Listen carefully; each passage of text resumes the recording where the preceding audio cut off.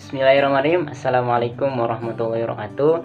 Kembali lagi dengan saya Abdul Muhyi, mahasiswa Universitas Pendidikan Indonesia, Prodi Ilmu Pendidikan Agama Islam. Nah, kali ini di video ini saya akan membahas mengenai buku yang berjudul yaitu Metode Penelitian Al-Quran dan Tafsir karya Dr. Haji Abdul Mustaqim. Cetakan pertama buku ini yaitu di Yogyakarta pada tahun 2014. Nah, adapun banyaknya halaman buku ini yaitu kurang lebih ada 180 halaman. Nah, sebelum kita membahas mengenai isi buku ini, saya akan membahas sedikit mengenai biografi penulis. Nah, penulis ini bernama Dr. Haji Abdul Mustaqim. Beliau lahir di Desa Pangungrejo, Bayan, Purworejo, Jawa Tengah, tepatnya pada tanggal 4 Desember tahun 1972. Beliau ini adalah alumni Pondok Pesantren Al-Munawwir Krapyak Yogyakarta. Pendidikan yang diampu oleh beliau ini yaitu program S1 pada tahun 1991 sampai dengan 1996 ditempuh di IAIN Sunan Kalijaga, Fakultas Usuluddin, jurusan Tafsir Hadis. Nah, kemudian beliau melanjutkan S2 Prodi Agama Filsafat, konsentrasi Filsafat Islam di program Pasca Sarjana IAIN Sunan Kalijaga pada tahun 1997 sampai dengan 1999. Kemudian beliau berhasil meraih gelar doktor di bidang tafsir di program Pasca Sarjana UIN Sunan Kalijaga Yogyakarta.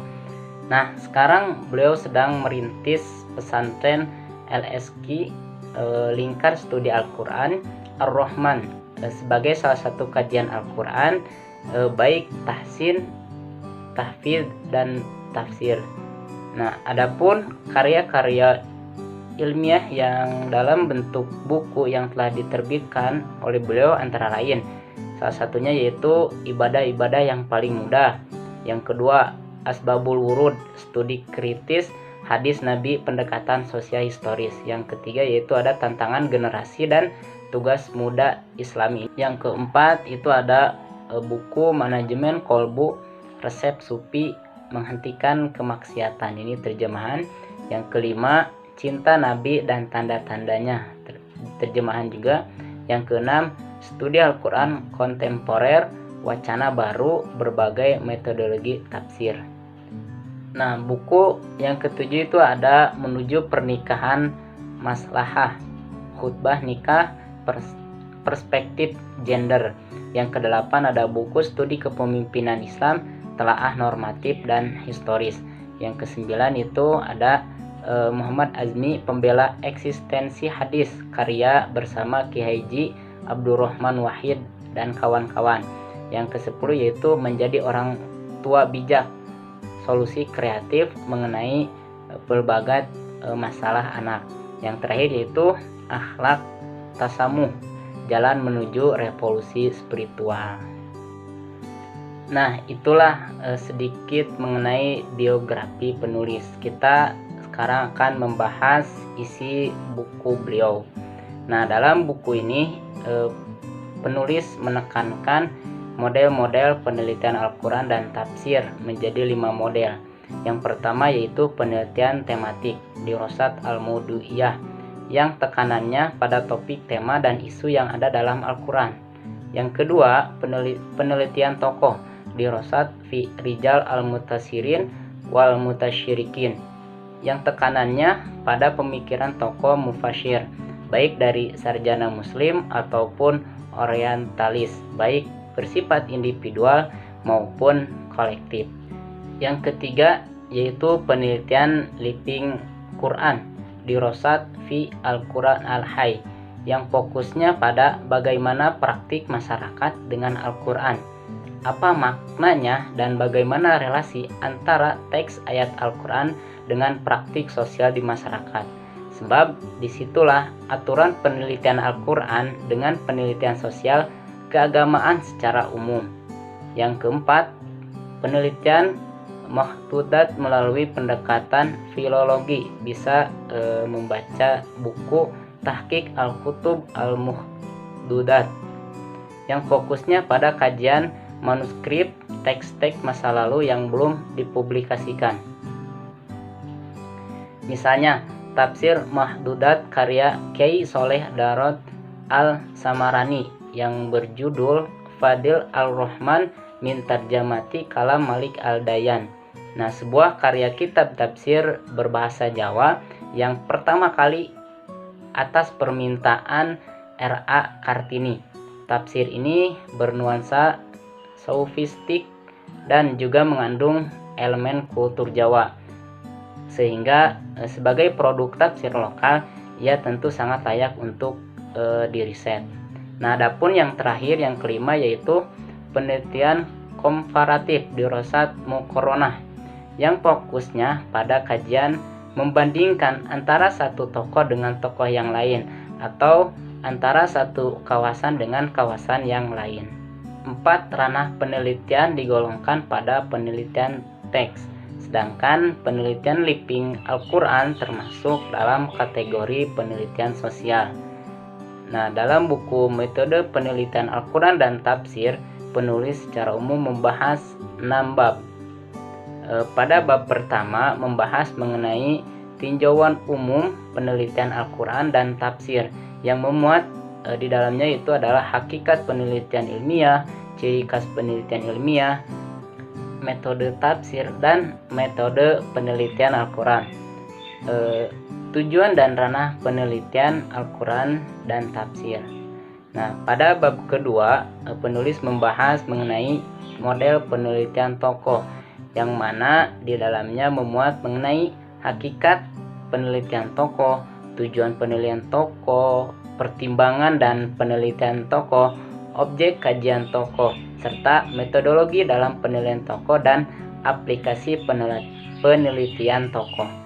Pada bab ketiga, penulis membahas mengenai model penelitian tematik, yang di dalamnya ini memuat hakikat penelitian tematik, macam-macam riset tematik, ada langkah-langkah metodis dan aplikasi model penelitian tematik.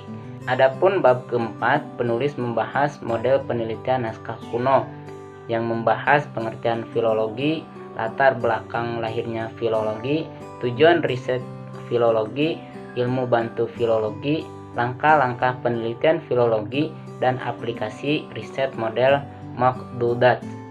Nah, lalu pada bab kelima penulis membahas mengenai metode penelitian Living Al-Quran yang menjelaskan di dalamnya itu pengertian Living Al-Quran, arti penting kajian Living Al-Quran, bagaimana penelitian Living Al-Quran, dan beberapa contoh riset Living Al-Quran.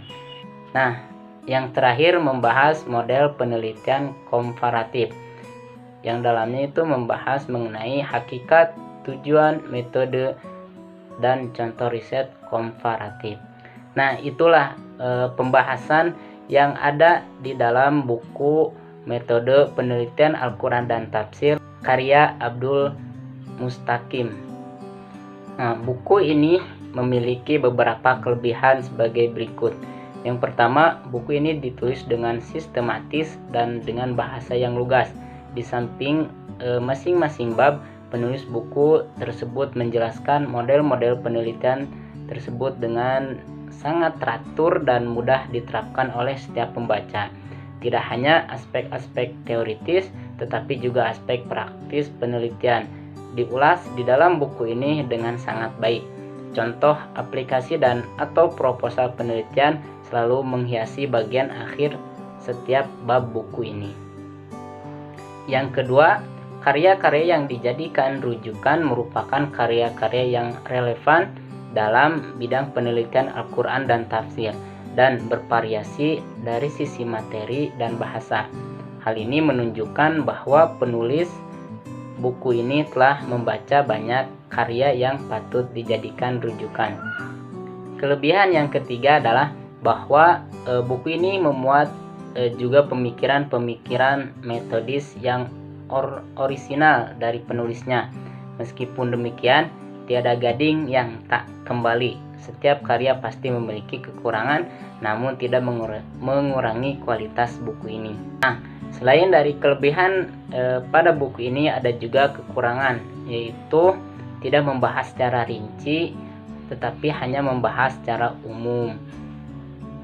Nah, itu ya yang dapat dibahas pada video kali ini.